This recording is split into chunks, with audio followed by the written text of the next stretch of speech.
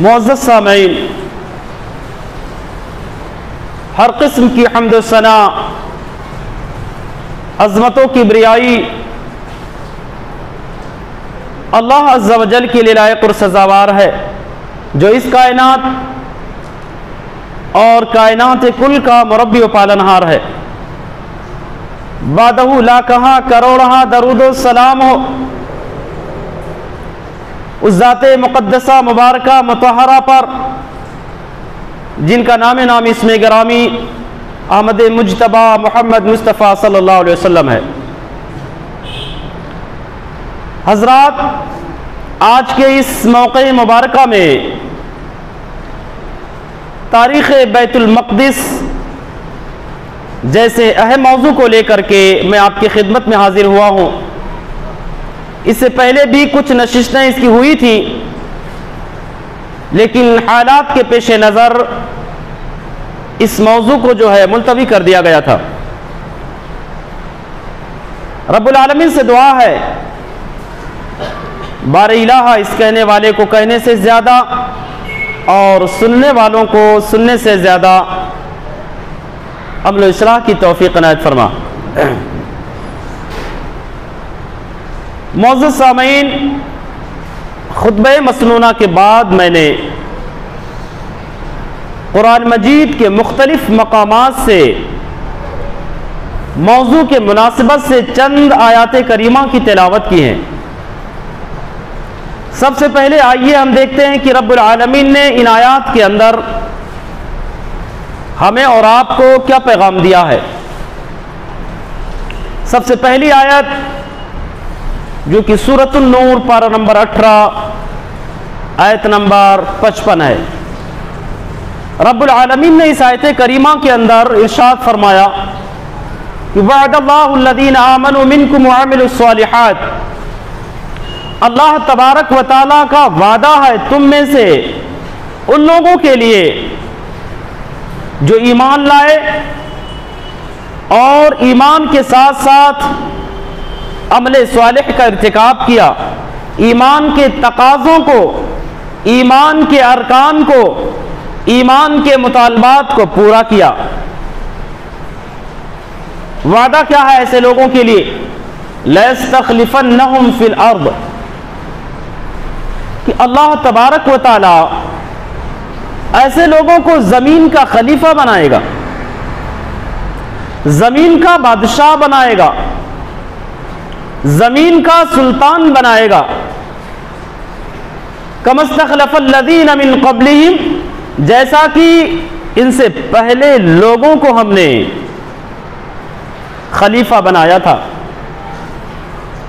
خلیفہ بنانا، بادشاہ بنانا، زمین کی خلافت یہ کوئی نئی چیز نہیں ہے۔ جب جب قوموں نے میرے شرائط کو پورا کیا ہے تب تب ہم نے انہیں عروج، بلندی، رفعت، عظمت اور ترقی عطا کیا ہے۔ تو اس آیت کے اندر رب العالمین نے ترقی کے لیے، کامیابی کے لیے، عروج کے لیے، حصول عظمت کے لیے غالباً 4 شرطیں رکھی ہیں۔ سب سے پہلی شرط، تم مومن بن جاؤ، اور دوسری شرط، نیک کام کرو، صالح کام کرو، اچھے کام کرو، بھلائی کا کام کرو۔ مزید رب العالمین نے کہا کہ زمین کے تو ہم خلیفہ بنائیں گے ہی، اور وَلَيُمَكِّنَنَّ لَهُمْ دِينَهُمُ الَّذِي ارْتَضَىٰ لَهُمْ، اور ایسے لوگ جو ایمان کے ساتھ ساتھ عمل صالح کا ارتکاب کرتے ہیں وہ زمین کے خلیفہ بھی بنیں گے، اور ان کے دین کو بھی، ان کے اس دین کو ہم پوری دنیا پر غالب کر دیں گے، پوری دنیا پر حاوی کر دیں گے۔ کس دین کو؟ جو دین رب العالمین ان کے لیے پسند کرتا ہے، ایسا دین جو دین رب العالمین کی نظر میں سب سے محبوب اور سب سے بہترین دین ہے۔ رب العالمین نے کہا اس محبوب ترین دین کا پوری دنیا پر غلبہ ہوگا۔ یہ دوسرا فائدہ دوسرا انعام رب العالمین نے بیان کیا، استخلاف فی الارض اور تمکن فی الدین، دین کی مضبوطگی۔ آج تو زمین میں ہماری کوئی ویلو نہیں ہے، نہ تو ہماری ویلو اور نہ تو ہمارے دین کا۔ پتہ یہ چلا شاید ہم ایمان اور ایمانیات کے جو ارکان ہیں، ایمان کے جو تقاضے ہیں، شاید ہم ان کو پورا نہیں کر رہے، اس لیے غلامی والی زندگی گزار رہے اور مسلمان بننے کے بعد گھٹ گھٹ کر کے دہشت بھرا زندگی گزار رہے ہیں، یعنی ہر وقت ہمیں دہشت کھایا جا رہا ہوتا ہے۔ تو رب العالمین نے بیان فرمایا کہ وَلَا يُمَكِّنَنَّ لَهُمْ دِينَهُمُ الَّذِي ارْتَضَىٰ لَهُمْ وَلَا يُبَدِّلَنَّهُمْ مِن بَعْدِ خَوْفِهِمْ أَمْنًا۔ اور دنیا کے لوگوں، اگر تم ایمان اور ایمان کے تقاضوں کو پورا کرو گے، عمل صالح کا ارتکاب کرو گے، تو خلیفہ بھی بنو گے، تمہارے دین کا غلبہ بھی ہوگا، دشمنوں کا جو دہشت تمہارے دل پر بیٹھا ہوا ہے، دشمنوں کی جو خوف تمہارے دل میں بھری ہوئی ہے، وہ دہشت، وہ خوف تمہارے دلوں سے نکال دیں گے۔ اس دہشت کو، خوف کو رب العالمین نے وعدہ کیا کہ ہم امن میں بدل دیں گے، چین و سکون میں بدل دیں گے۔ یعنی آج جو ہم گھبرائے ہوئے ہیں کہ اب کیا ہوگا، ظالم حکمراں ہیں جو عہدوں کی کرسیوں پر بیٹھے ہوئے ہیں، نہایت ہی خطرناک سے خطرناک ظالم ہیں، اب کیا ہوگا؟ کچھ نہیں ہوگا، ہوگا وہی جو منظور خدا ہوگا۔ بس ہم اپنے ایمان کی فکر کریں، اپنے اعمال کی فکر کریں، اپنے کردار اور کیریکٹر کی فکر کریں کہ ہم کس طرف جا رہے ہیں۔ اللہ کی قسم، اگر ہم اپنے وعدے میں سچے رہے، اللہ کی قسم کھا کر کے میں کہہ رہا ہوں، اللہ اپنے وعدے میں سچا ضرور ہے۔ اس کے لیے بادشاہت عطا کرنا، دین کو پوری دنیا پر غالب کرنا، دلوں سے دشمنوں کے خوف کو نکال دینا، یہ کوئی بڑی چیز نہیں ہے، بہت معمولی چیز ہے۔ 2 شرط شروع میں اللہ نے بیان فرمایا اور 2 شرط آخر میں یعبدوننی لا یشرکون بی شیئا، یہ تیسری شرط بیان فرمایا، یعبدوننی، صرف اور صرف میری ہی عبادت کرتے ہوں، وَلَا يُشْرِكُونَ بِشَيْءٍ، اور میرے ساتھ کسی کو شریک نہ ٹھہراتے ہوں، یہ چوتھی شرط۔ اگر ان 4 شرائط کے پورے کرنے والے ہم بن جائیں تو رب العالمین اپنے وعدے میں مکمل طور سے پورا اترے گا، چونکہ وعدہ کر کے مکرتا نہیں، وعدہ توڑتا نہیں، خلاف ورزی نہیں کرتا۔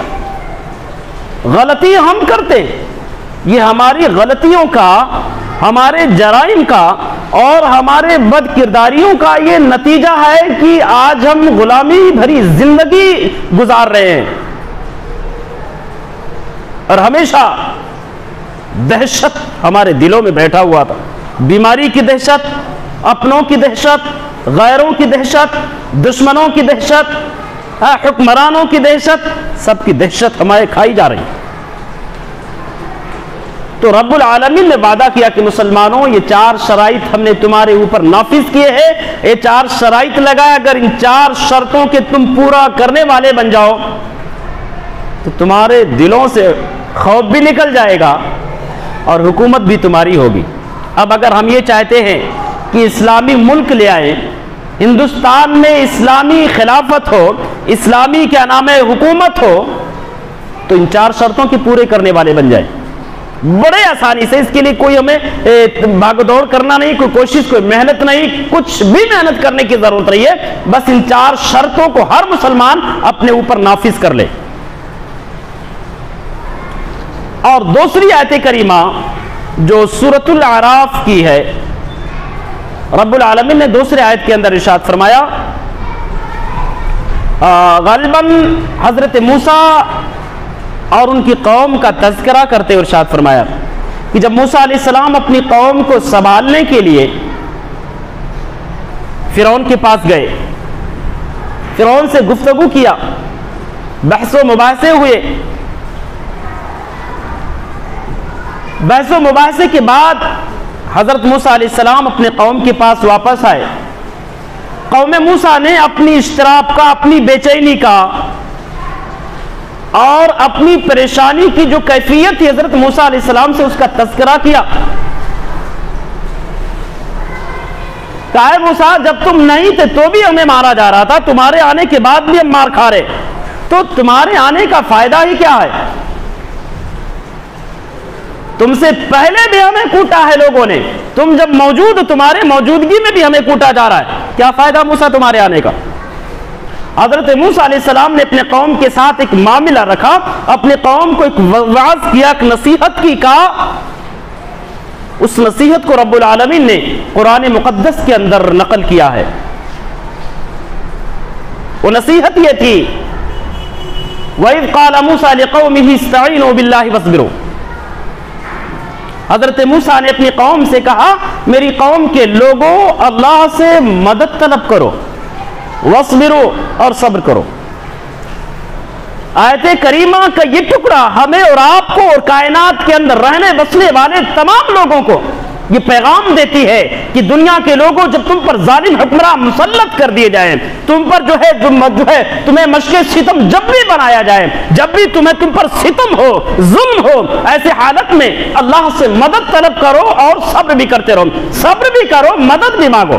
صبر کے ساتھ اللہ سے مدد مانگو، وہ مدد ضرور کرے گا. اور مزید حضرت موسیٰ نے کہا ان الارض للہ، میرے قوم کے لوگوں یہ دھرتی، یہ زمین اللہ کی ہے، کسی کے باپ کی جائیداد نہیں ہے، کسی امریکہ، کسی افریقہ، کسی حکمراں، کسی جو ہے ہٹلر، کسی بھی بادشاہ، کسی سلطان کی دھرتی نہیں ہے. ان الارض للہ، پوری کی پوری روئے زمین اللہ کی ہے. یورثھا من یشاء من عبادہ، وہ جس کو چاہتا ہے خلیفہ بنا دیتا، جس کو چاہتا زمین کا سلطان بناتا. یہ اللہ کا اختیار ہے، یہ اللہ رب العالمین کی قدرت ہے، یہ اللہ کی مرضی ہے. جسے چاہے وقت کا بادشاہ بنا دے، جسے چاہے سپر پاور بنا دے. لیکن یاد رکھنا یہ حکومت کا ملنا، یہ سلطان بننا، یہ بادشاہت کا حاصل کرنا یہ وقتی طور کے لیے ہے، ہمیشگی کے لیے نہیں ہے، اس میں دوام نہیں ہے. والعاقبۃ للمتقین، عرش والے نے کہا اخیر میں فیصلہ متقیوں کے حق میں ہوگا، اخیر میں فیصلہ پرہیزگار لوگوں کے حق میں ہوگا. یہ آیت کریمہ اس بات کا پیغام دیتی ہے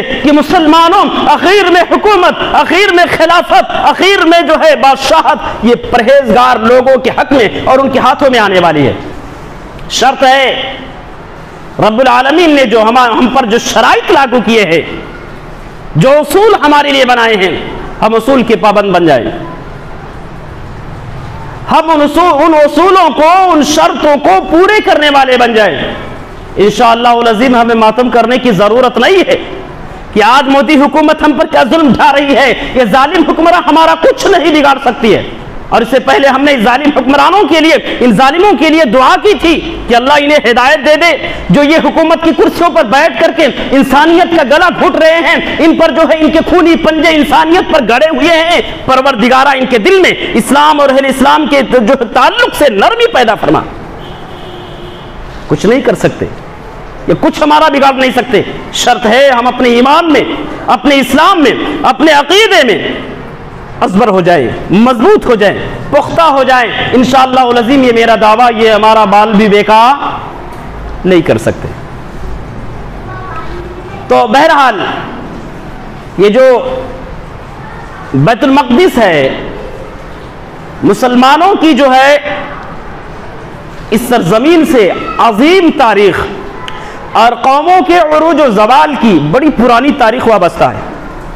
قومیں کب بلندی کے منازل کو طے کرتی ہے اور کب پستی کا شکار ہو جاتی ہیں، قومیں کب عروج و رفعت و عظمت کے معراج سے دوچار ہوتی ہے اور کب ذلت و رسوائی کے غار میں گڑھے میں ڈھکیل دی جاتی ہیں، اس کا پورا نقشہ انشاءاللہ العظیم اس موضوع کے حوالے سے ہم آپ کے سامنے رکھیں گے. بس گزارش ہے کہ پوری توجہ کے ساتھ آپ بیٹھیں اور پوری توجہ دیں اس تاریخی موضوع پر، تاکہ آپ بھی قبلہ اول کی حقیقت کو جان سکیں کہ قبلہ اول ہے کیا. اور کتنے مرحلوں سے ہو کر کے گزرا ہے، اور کیوں آج سرزمین فلسطین میں خونوں کی ہولیاں کھیلی جا رہی ہیں، وہاں چھوٹے چھوٹے معصوم بچوں کو ذبح کیا جا رہا ہے، کیا یہی قربانیاں ہیں یا اس سے پہلے بھی کچھ قربانیاں ہیں جو ہمارے اسلاف نے دی ہیں؟ بس رب العالمین سے دعا ہے کہ بار الہ ہم مسلمانوں کے اندر بھی وہ جذبہ ایمانی، وہ غیرت ایمانی پیدا فرما، جو غیرت، جو جذبہ ہمارے اسلاف کے اندر پیدا کی تھی، جنہوں نے قبلہ اول کی خاطر قربانیاں دی۔ اے اللہ ہم تمام مسلمانوں کو ان کے نقش قدم پر چلنے کی توفیق عنایت فرمائے۔ حضرات گرامی، سرزمین فلسطین جہاں پر بیت المقدس واقع ہے، دراصل یہ حضرت یعقوب علیہ السلام کی جائے پیدائش ہے۔ حضرت یعقوب جنہیں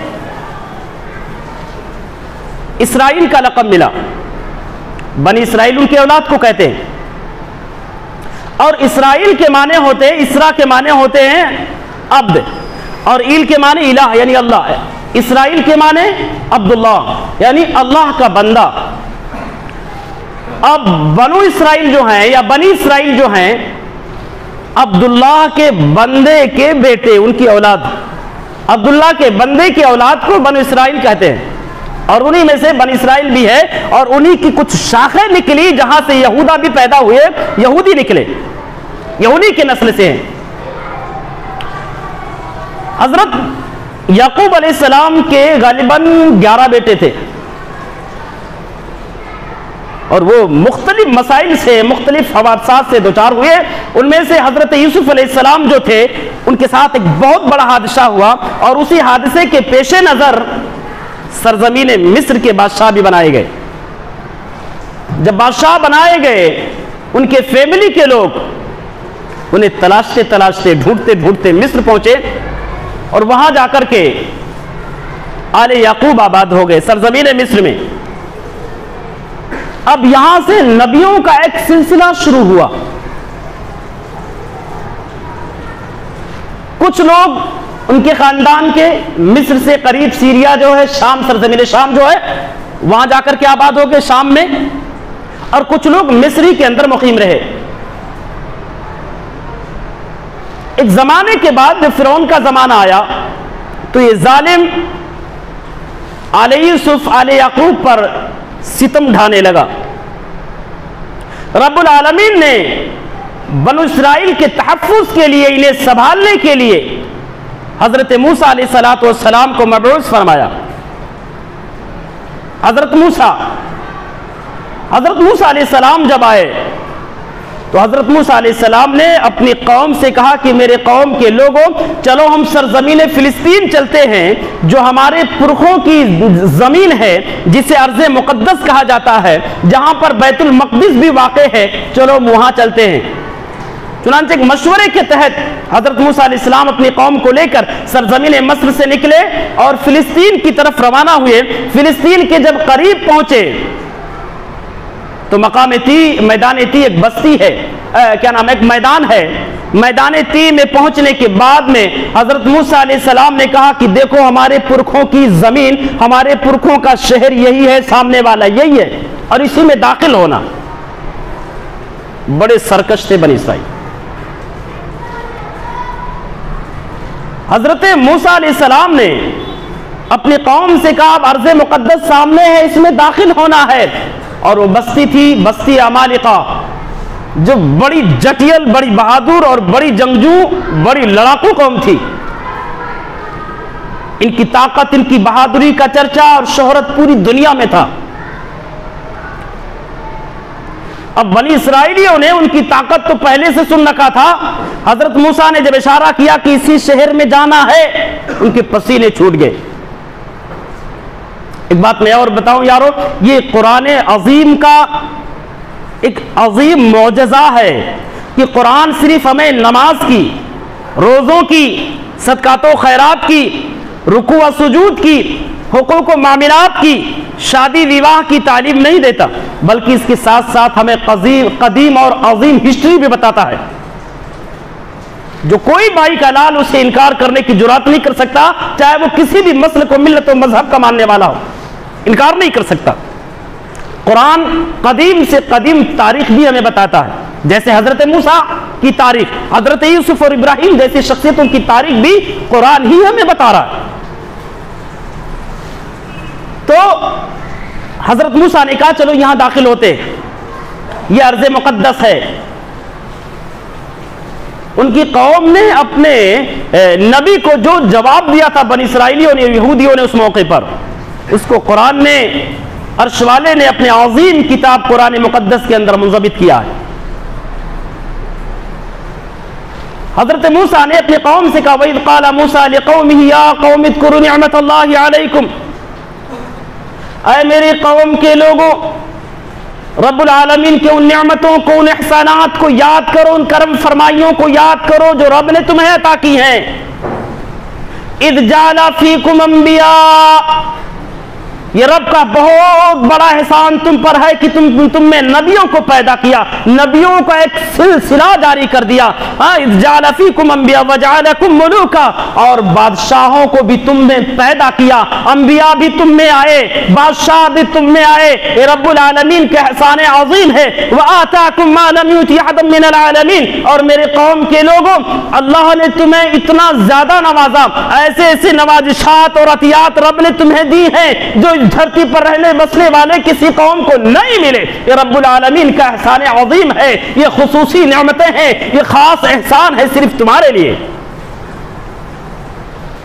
حضرت موسیٰ علیہ السلام نے رب العالمین کی جانب سے ملے ہوئے نعمتوں کو گنانے لگے، رب العالمین کی جانب سے کیے گئے احسانات کا تذکرہ کرنے لگے کہ رب کا بہت بڑا احسان ہے میرے قوم کے لوگوں تم پر، اور یہ سب سے بڑا احسان ہے کہ عرش والے نے تمہیں کائنات کے تمام لوگوں پر برتری اور فضیلت عطا کی ہے۔ ایک ایک احسان کو یاد دلانے لگے، ایک نعمت کا تذکرہ کرنے لگے، اور تذکرہ کرنے کے بعد کہا یا قوم ادخلوا الارض المقدسۃ التي كتب اللہ لک۔ ایک ایک نعمت کا تذکرہ کر کے، ایک ایک احسان کا ذکر کر کے حضرت موسیٰ نے اپنی قوم سے کہا میرے قوم کے لوگوں، یہی ارض مقدسہ ہے، یہی سرزمین فلسطین ہے، یہیں پر ہمارے باپ داداؤں کی بنیاد ڈالی ہوئی یہ بیت المقدس بھی ہے، چلو ارض مقدس میں داخل ہوتے ہیں۔ یا قوم ادخلوا الارض المقدسۃ التي كتب اللہ لک، یہیں پر ارض مقدس ہے، یہیں پر بیت المقدس ہے، ہمارے پرکھوں کی زمین یہ ہے، یہ زمین ہمارے تقدیر میں رب نے لکھی ہوئی ہے، ہمارا مقدر ہے یہ زمین، یہاں داخل ہونا ہے۔ رب العالمین کے خصوصی انعامات ہیں اس ارض مقدسہ پر، اس پاکیزہ زمین پر، اس کے خصوصی نوازشات ہیں، اس کے جانب سے نازل ہونے والے رحمتیں ہیں، بے شمار رحمتیں ہیں، اور رب العالمین کی برکتوں کی برکھا نازل ہوتی ہے۔ یہ ارض مقدس ہے، یہ بیت المقدس ہے۔ بیت المقدس کے گرد و نواح میں، اس کے اطراف و کناف میں جو یہ بہنے والے میٹھے پانی کے چشمے ہیں، میٹھے پانی کے نہریں ہیں، یہ ارض مقدس کے اطراف و کناف میں یہ جو ہے زیتون کے باغات اور خوبصورت جھاڑیاں ہیں، یہ ہمارے باپ داداؤں کی زمین ہے، یہ ہماری تقدیر میں رب نے لکھ دیا ہے، یہاں چلو داخل ہوتے۔ اور یاد رکھنا وَلَا تَرْتَدُّوا عَلَىٰ أَدْبَارِكُمْ، دیکھو پیٹ پھیر کر کے نہ بھاگنا، اگر پیٹ پھیر کر کے بھاگو گے فَتَنْقَلِبُوا خَاسِرِينَ، تو تم خسارہ اٹھانے والوں میں سے ہو جاؤ گے۔ آج بھی ہم جو ذلیل و خوار ہو رہے ہیں اس کا واحد سبب اللہ رب العالمین کے قانون سے روگردانی کرنا، اللہ اور اس کے نبی کے فرمان سے حکم عدولی کا نتیجہ ہے۔ ہمیشہ ہم پریشان حال زندگی گزار رہے ہیں۔ حضرت موسیٰ نے اپنی قوم سے کہا میرے قوم کے لوگوں، یہ رب العالمین کی جانب سے بڑے بڑے احسانات تم پر ہیں، یہ اس کی کرم فرمائیاں ہیں، یہ خصوصی نعمتیں ہیں، یہ خصوصی انعامات و اکرامات ہیں۔ ان انعامات کے نتیجے میں تمہیں صرف یہ کرنا ہے، باپ داداؤں کی زمین کو حاصل کرنا ہے، جس سرزمین کو یہود نے، جس سرزمین کو بنو اسرائیل نے چھینا ہے، ہمیں پھر سے چل کر کے حاصل کرنا، دشمنوں سے واپس لینا، پیٹھ نہ پھیرنا۔ پیٹھ پھیرو گے تو ذلیل اور رسوا کر دیے جاؤ گے، انکار نہ کرنا۔ قوم نے جواب کیا دیا؟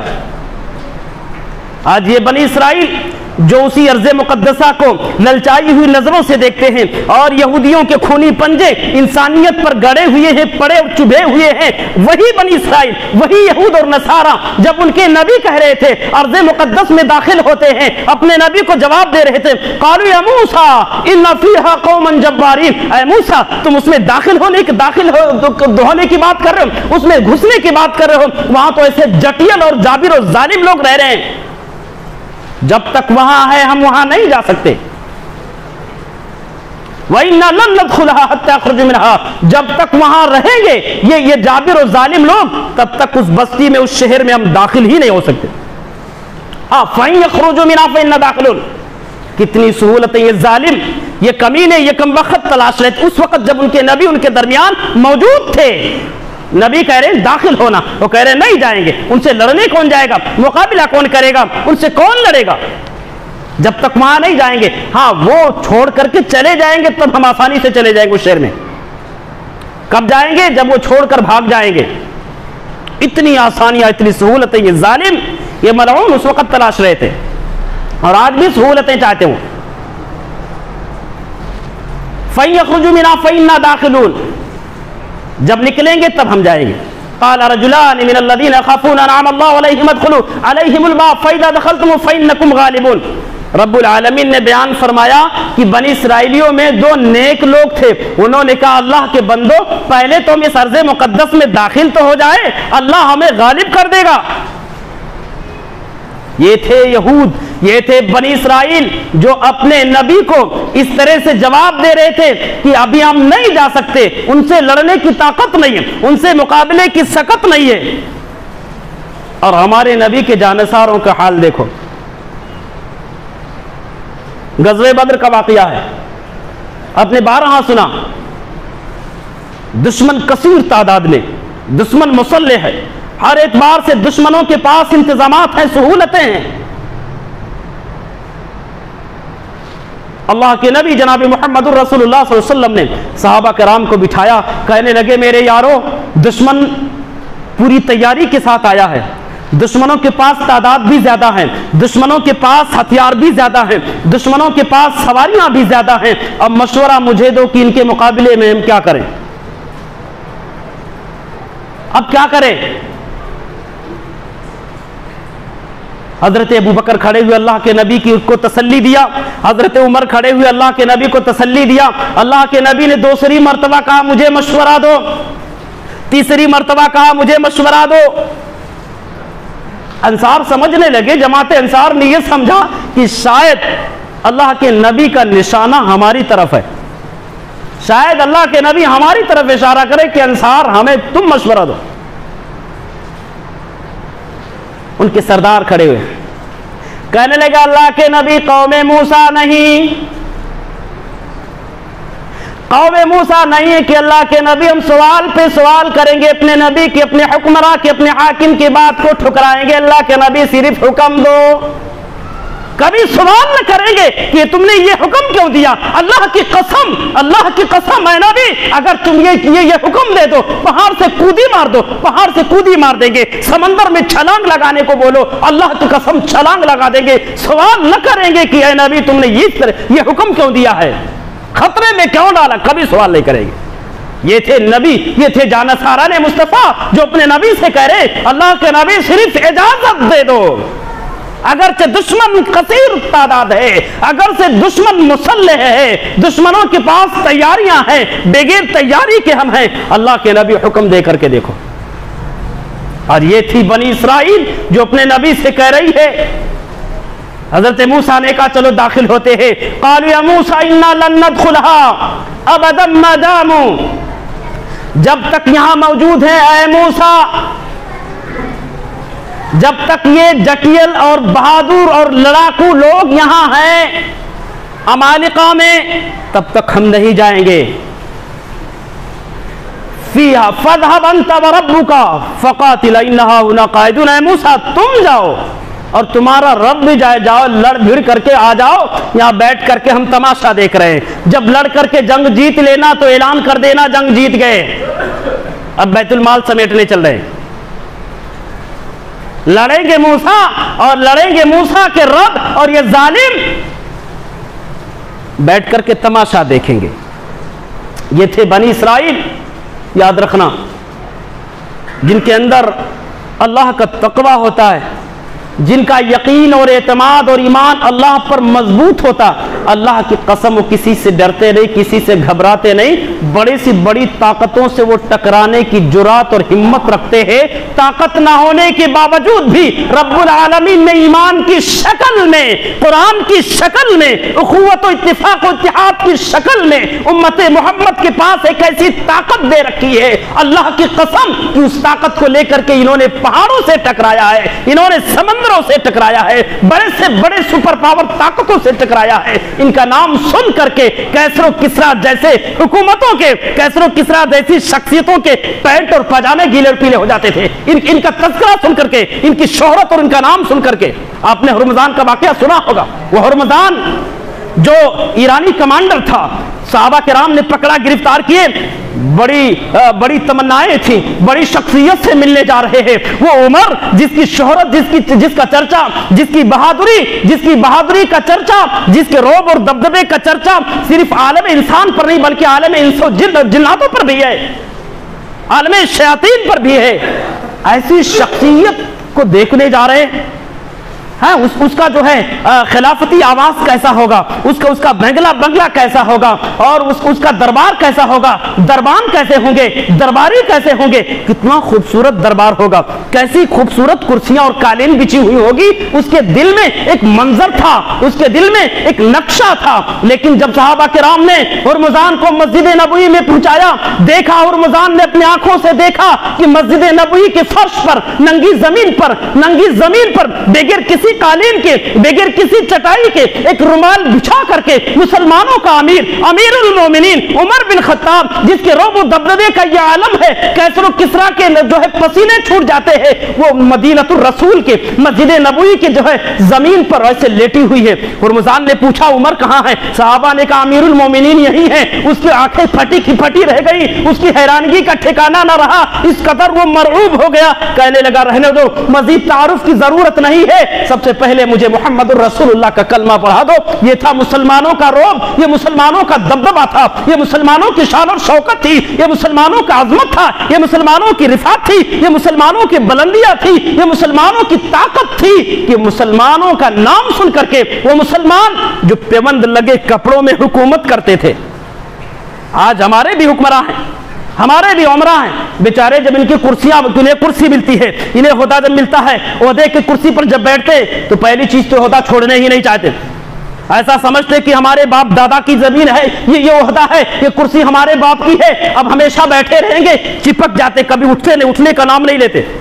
اور پارسائی بھی بیان کرتے ہیں، بڑے مخلص ہیں، بڑے سچے ہیں، بڑے متقی ہیں، بڑے پرہیزگار ہیں، ایک طرف پارسائی، دوسری طرف قوم کا پیسہ ناجائز طریقے سے لوٹ کر کے کھانا اور ڈکار تک بھی نہ لینا۔ اس کی وجہ سے آج مسلمانوں کا رعب اور دبدبہ لوگوں کے دلوں سے ختم ہو گیا، کوئی ویلیو، کوئی حیثیت نہیں۔ تو یہ تھے بنی اسرائیل جنہیں رب العالمین نے بہت اونچا مقام عطا کیا تھا، یہ وہ تھے بنی اسرائیل جنہیں رب العالمین نے جنت کا کھانا من و سلوہ عطا کیا، یہ وہ تھے بنی اسرائیل رب العالمین نے جنہیں پوری دنیا پر برتری عطا کی تھی، یہ وہی بنی اسرائیل تھے جنہیں رب العالمین جب مقام تیہ کے جو ہے کھلے آسمان کے نیچے سورج کی تپش میں پہنچے تو رب العالمین نے بادل کا سایہ انہیں عطا کیا، اور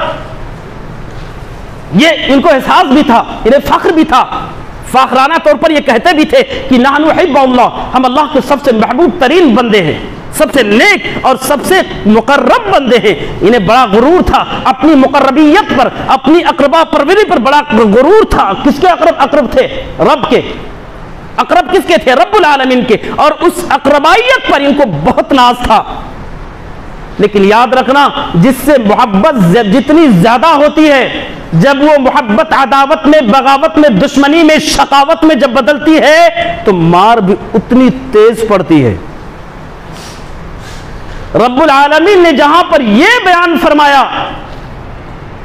وَأَنِّي فَضَّلْتُكُمْ عَلَى الْعَالَمِينَ، میرے موسیٰ کے قوم کے لوگوں میں نے تمہیں عالمین پر فضیلت عطا کی ہے. وہیں پر رب العالمین نے جب انہوں نے اپنے موسیٰ کے حکم کی عدولی کی, رب العالمین کی جب خلاف ورزی کیا, تو رب العالمین نے وہاں پر اس کا اپوزٹ اعلان کر دیا. کیا کہا؟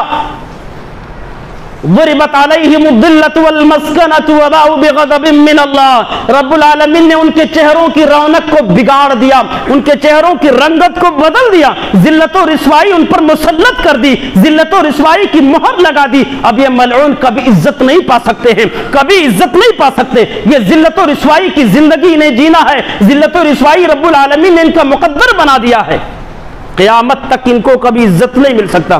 اس سے بڑی ذلت کیا ہو سکتی یاروں, کہ آج بھی بڑے بڑے اسلحوں کو لے کر کے, اسٹیٹ گن کو لے کر کے, دیواروں کے پیچھے چھپ کر کے, پتھروں کے پیچھے چھپ کر کے, درختوں کے پیچھے چھپ کر کے, کسی کے اوٹ میں ہو کر کے, کسی کے پیچھے چھپ کر کے معصوم بچوں پر, عورتوں پر, بڈھوں پر جو ہے نشانہ بناتے ہیں, ان پر جو ہے گولیاں چلاتے. اس سے بڑھ کر کے ذلت کیا ہو سکتی ہے.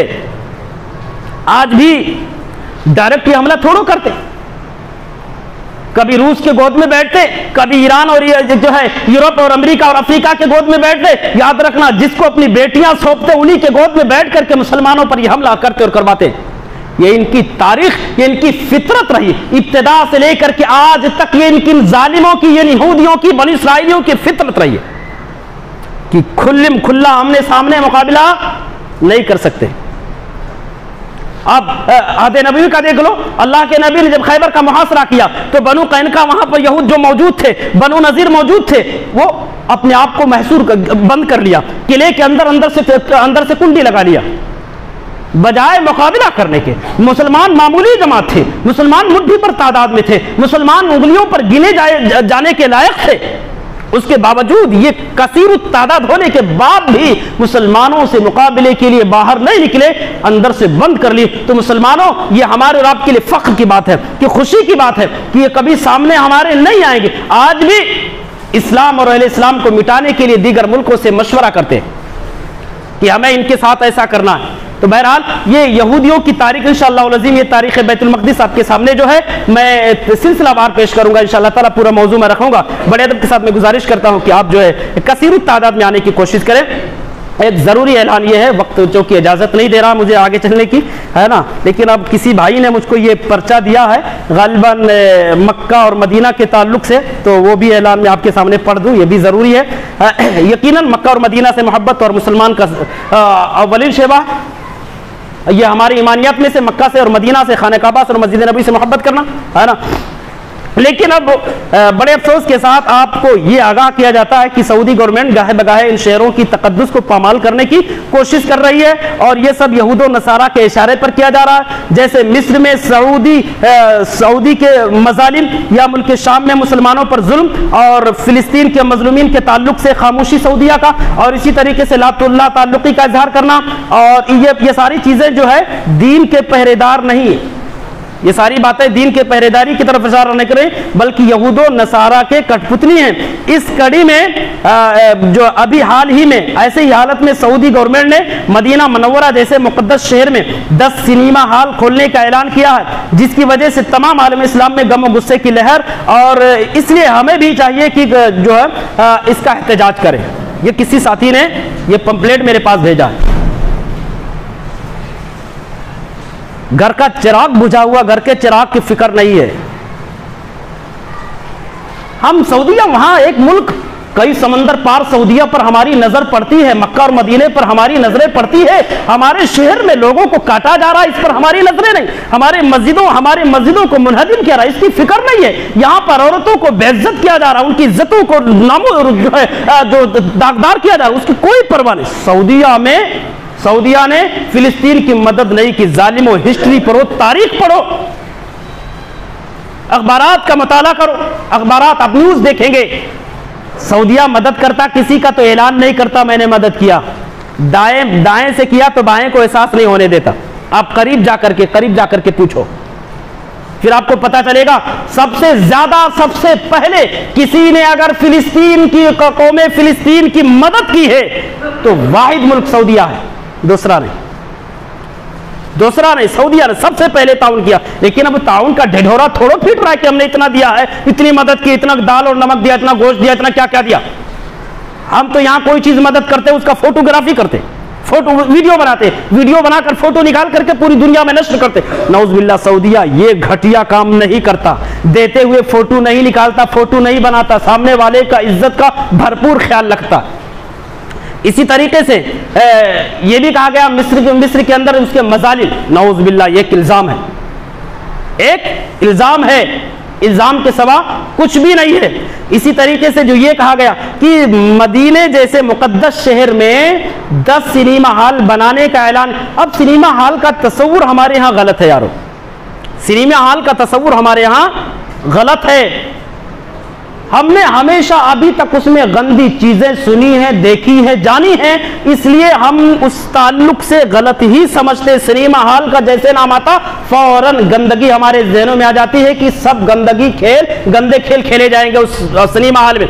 हालांकि ये मोबाइल है, ये मोबाइल यहाँ इतने सारे लोग बैठे, इसका इस्तेमाल अगर सही है अल्हम्दुलिल्लाह कीमती नेमत है हमारे और आपके लिए।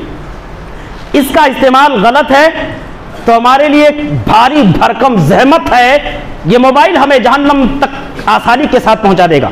इस्तेमाल तो क्या बोलेंगे, कोई इसके अंदर पोर्नोग्राफी वीडियो रखता, सेक्सी वीडियो रखता, कोई तकरीरें रखता, कोई कुरान के जो है क़िरात रखता। कसूर अपना अपना, कसूर इसका नहीं, कसूर इसका नहीं। अब कोई पोर्नोग्राफी वीडियो रखता, बोले अरे भाई उसका मोबाइल का रखना हराम है इसलिए कि मोबाइल में गंदे वीडियोस हो रखे जाते। कसूर रखने वाले का है, मोबाइल का कसूर नहीं है, कसूर मोबाइल का नहीं है। मस्जिद हमने बनाए नमाज पढ़ने के लिए, इसका इस्तेमाल नमाज पढ़ते हैं अल्हम्दुलिल्लाह, काबिल मुबारकबाद है। इसका इस्तेमाल अगर गलत किया जाए तो गलती हमारी ना कि इस मस्जिद का। ऐसे सिनेमा हॉल का कसूर नहीं है। ये कुबूरी, ये मजारी, ये गंदे और घटिया सोच रखने वाले, हमेशा इनकी नजरें उस तौहीद परस्त लोगों पर रहती है कि कब मौका मिले और बदनाम करने की कोशिश की जाए, कब उनको बदनाम कर दिया जाए, लोगों की नजरों में गिरा दिया जाए। लेकिन कुलिल्लाहुम्मा मालिकल मुल्क तुतिल मुल्क मन तशा व तंज़िउल मुल्क मिम्मन तशा व तुइज़्ज़ु मन तशा व तुज़िल्लु मन तशा बियदिकल खैर। इज्जत का मालिक अल्लाह, जिल्लत का मालिक अल्लाह, बादशाहत अता करने वाला वो, बादशाहत का छीनने वाला वो, सारे नवाजिशात का मालिक वो है, मुख्तियार कुल वो है, जिसको चाहे जलील कर दे, जिसको चाहे ऊंचा कर दे, जिसको चाहे बादशाह बना दे, जिसको चाहे बादशाह से जो है गरीब और फकीर बना दे। ये अल्लाह का इख्तियार है। हम लाख कोशिशें कर ले किसी को बदनाम करने की, नहीं कर सकते बदनाम। अरे इन मलऊन ज़बानों ने तो नुफूसे कुदसिया को नहीं छोड़ा। मैंने हमेशा यही कहा है, साद बिन अबी वक्कास जैसी शख्सियत नबी के मामू को नहीं छोड़ा, आज नबी के मामू को नहीं छोड़ा, सिद्दीक़ा आयशा को इन ज़बानों ने नहीं छोड़ा है। उन पर भी बुहतान लगाए गए हैं, उन पर भी इल्जामात लगाए गए हैं। ऐसे इल्जामात लगे हैं, लग रहे हैं, लगते रहेंगे। और अल्हम्दुलिल्लाह ऐसे सही लोग, सच्चे अकीदे वाले, ठीक नेक नजरियात वाले, अच्छे नजरियात वाले ऐसे लोगों का दिफा करते हैं और करते रहेंगे। उसका कसूर अपने हिंदुस्तान का जायजा ले लो, लाखों आपको मज़ारात मिलेंगे, लाखों बुद्ध कदे मिलेंगे, लाखों यहाँ पर सनम कदे मिलेंगे, आपको लाखों न जाने कितनी कितनी बुराइयां आपको मिलेंगी, लाखों शराब खाने मिलेंगे, लाखों थिएटर्स मिलेंगे, लाखों तवाइफ खाने मिलेंगे। इन तमाम गंदगियों पर हमारी नजर नहीं पड़ी, इन तमाम गंदगियों से उछलते हुए हमारी नजर सीधा जाकर के सऊदीया पर पड़ी। अब अगर कोई दिफा करता तो बोलते हैं इसको रियाल मिला। नऊज़ बिल्लाह, हम रियाल के हरीस नहीं हैं, हम रियाल लेते नहीं, बांटते हैं। आओ करीब हम बताएंगे क्या करते हैं हम। हकीकत नहीं मालूम है, हम बयान कर दिफा करते हैं, हक का साथ हम हमेशा देते। हम लेते नहीं, देते हैं, लेने वाले नहीं देने वाले। ये मत सोचो कि शायद रियाल मिला होगा इसलिए बोल रहे, नऊज़ बिल्लाह, लेने वालों में से हम नहीं, हमारी तारीख और हमारी उन लोगों में से नहीं। तो बहरहाल, तो ऐसे मलऊन ज़बानों से ये मुक़द्दस हस्तियां भी महफूज नहीं हैं। अब इन तमाम गंदगियों पर नजर नहीं पड़ी। वहां किसी ने सिनेमा हॉल खोलने का ऐलान कर दिया, उस पर नजर पड़ गई, अब बचाने चलते हैं। और जिन मुल्कों में शराब के कानूनी तौर पर शराब बेचने के इजाजत और परमिशन दिए जाते हैं, वहां नजरें नहीं पड़ती। जहां तवाइफ खाने वहां नजरें नहीं पड़ती। तुर्की ले लो, वहां पर जाकर के देखो, शराब बेचने के परमिशन दिए जाते, शराब बेचो। گورنمنٹ کی طرف سے اگر آپ پرمیشن لیتے ہیں اور شراب کھانا کھولتے ہیں تو آپ کے شراب مہنگے بکیں گے، چوری بیچ رہے ہیں تو شراب سستے بکیں گے۔ یہ میں نے خود نیوز سنا ہے، میں نے دوسرے لوگ سنی سنائی باتیں، میں ہوائی فائرنگ نہیں کر رہا ہوں، میں انہی کانوں نے سنا ہے، انہی آنکھوں نے دیکھا، دیکھ کر کے اور سن کر کے میں بیان کر رہا ہوں، وہ نیوز میں نے سنا۔ تو اب ان پر نظریں نہیں ہیں، ان پر نظریں نہیں ہیں، تو اگر اس نے اعلان کیا تو کیا غلط بات ہے؟ سنیما ہال کھل رہا ہے، ہمارا کیا جا رہا ہے؟ کیا جا رہا ہے؟ اور کیا اس سے کس کی عظمت کو پامال کیا جا رہا ہے؟ اسے نہ تو مسجد نبوی کی عظمت پر فرق آئے گا انشاءاللہ العظیم، اور نہ تو خانہ کعبہ کی عظمت میں کچھ کمی آئے گی۔ ان کے تقدس بحال ہیں، بحال رہیں گے، ان کے تقدس کی حفاظت کرنے والا عرش پر بیٹھا ہوا رحمان ہے۔ ہم نہ تو سارے لوگ مل کر کے مسجد نبوی اور خانہ کعبہ کی عظمت کو بڑھانا چاہے تو اتنا نہیں بڑھا سکتے، اور گھٹانا بھی چاہے تو اتنا بھی گھٹا نہیں سکتے۔ اب آؤ میں بتاتا ہوں تو سنیما ہال میں کیا وہاں پلان کیا گیا ہے، جو ہمارے کچھ رفقا نے اس کی نشاندہی کی ہے، اس کی تفصیل اور اس کی تعویلات کیے ہیں کہ سنیما ہال دراصل وہاں جو کھولنے کا ابھی اعلان ہوا ہے، بنا نہیں ہے۔ اس میں ماضی کی داستانیں عملی طور پر ایک نمونے کے طور پر قوم سعودیہ کو بتایا اور دکھایا جائے گا، جہاد کیسے کیا جاتا ہے، تلوار زنی ہے، اور یہ دیگر کھیل وغیرہ ہیں، دیگر ماضی کی تاریخ ہے، ان تمام تاریخ کو اسکرین پر دکھایا جائے گا کہ جہاد ایسے کیا جاتا ہے، تلواریں ایسی چلائی جاتی ہیں، لاٹھی ایسا کھیلا جاتا ہے، کھیل ایسا کھیلا جاتا ہے، نمازیں ایسی پڑھی جاتی ہے۔ یہ تمام چیزیں ایک نمونے کے طور پر، ایک عملی طور پر، پریکٹیکل کے طور پر دکھائے جائیں گے اسکرین پر۔ اب پیٹ میں ہمارے کیوں درد ہو رہا ہے؟ اور اس سازش کر کے اس طرح سے جو پرچے چھپوا کر کے پوری دنیا میں ڈھڈورے پیٹو، کیا کر سکتے؟ ہم یہ سوچ چاہ رہے ہیں کہ سعودیہ میزبانی خانہ کعبہ کی اور مسجد نبوی کی میزبانی چھوڑ دے، ہماری چاہت سے کچھ بھی نہیں ہوگا۔ عرش والے نے ان کو نوازا ہے، موقع ملے گا انشاءاللہ العظیم مکہ اور مدینہ کی تاریخ ہم رکھیں گے، یہ بھی ایک سلسلہ رکھیں گے، یہ بھی شروع سے لے کر کے آخر تک اس کا سلسلہ رکھے گا، وقت اجازت نہیں دیتا ہے۔ بہرحال انشاءاللہ تعالیٰ آپ امید بات کے رکھیے کہ انشاءاللہ العظیم پورے حوالے کے ساتھ براہین دلائل کی روشنی میں انشاءاللہ العظیم ہم تاریخ بھی بیان کریں گے، تاریخ سعودیہ، تاریخ مدینہ اور مکہ بھی رکھیں گے انشاءاللہ العظیم، سمجھ رہے ہیں؟ بہرحال ان تمام چیزوں کی کوئی حقیقت نہیں ہے، وہ سنیما ہال صرف اور صرف کوئی بھی عمل پریکٹیکل کے طور پر بتانے کے لیے کھولا جا رہا ہے، لہذا کسی کو بدنام کرنے سے پہلے ایک مرتبہ نہیں 1000 مرتبہ ہمیں سوچنا چاہیے کہ اگر ہمارے بھائی کی عزت پر ہمارے زبان کھولنے کی وجہ سے داغ لگتا ہے، اللہ کی قسم اس کے مجرم ہم ہو گئے، لہذا مسلمانوں اپنی زبانوں کو کنٹرول دو۔ یہ رہا سعودیہ، اور سعودیہ کے علاوہ ہم یہاں بھی کہتے ہیں کسی کی عزت پر اپنی زبان کو حرکت دینے سے پہلے ہمیں اپنے آپ کو کنٹرول کرنا چاہیے۔ کون کیا کر رہا ہے، کہاں جا رہا ہے، کہاں آ رہا ہے، کس سے مل رہا، کیا مت دیکھو، دائیں بائیں مت دیکھو، اپنے اعمال کو دیکھو، ہمارے اعمال کیسے، ہمارے اعمال کیسے ہیں، اپنے اعمال کا جائزہ لو، انشاءاللہ علیہ صبر ہو جائے گی، تسلی مل جائے گی، پیٹ میں درد نہیں ہوگا، مرچی نہیں لگے۔ اللہ کے واسطے ایسے تمام، اگر ہم میں سے کوئی ایسے ہو جو ایک دوسرے کے عزت پر کیچڑ اچھال لے، اللہ کے واسطے اپنی زبان کو کنٹرول دو، اسلامک طریقہ نہیں ہے یہ، اسلام کے خلاف ہے، سیرت مصطفیٰ کے خلاف ہے۔ ایسے تمام گندے حرکات سے ہم تمام مسلمانوں کو اجتناب کرنے کی ضرورت ہے۔ ہم اللہ سے یہی دعا کرتے ہیں کہ بار الہ ہم تمام مسلمانوں کو اخوت اور بھائی چارگی کے ساتھ جینے اور مرنے کی توفیق عنایت فرمائے، بالخصوص ہم تمام مسلمانوں کو تاریخ بیت المقدس کو، قبلہ اول کی حقیقت کو جاننے کی، سننے کی، سمجھنے کی اور پڑھنے کی توفیق عنایت فرمائے۔ اللہ ہم تمام مسلمانوں کو سیرت مصطفیٰ کو اپنی زندگی میں نافذ کرنے کی توفیق عنایت فرمائے، اور جب تک اس دنیا کے اندر زندہ رکھ خالص کتاب اللہ سنت رسول اللہ صلی اللہ علیہ وسلم کے مطابق زندہ رکھ، اور جب ہم سب کا خاتمہ ایمان بخیر ہو، آمین تقبل یا رب العالمین۔ بارک اللہ لنا ولکم فی القرآن العظیم ونفعني وإياكم بالآيات والذکر لکم الطاہر جواد الکریم ملک الرؤوف الرحیم۔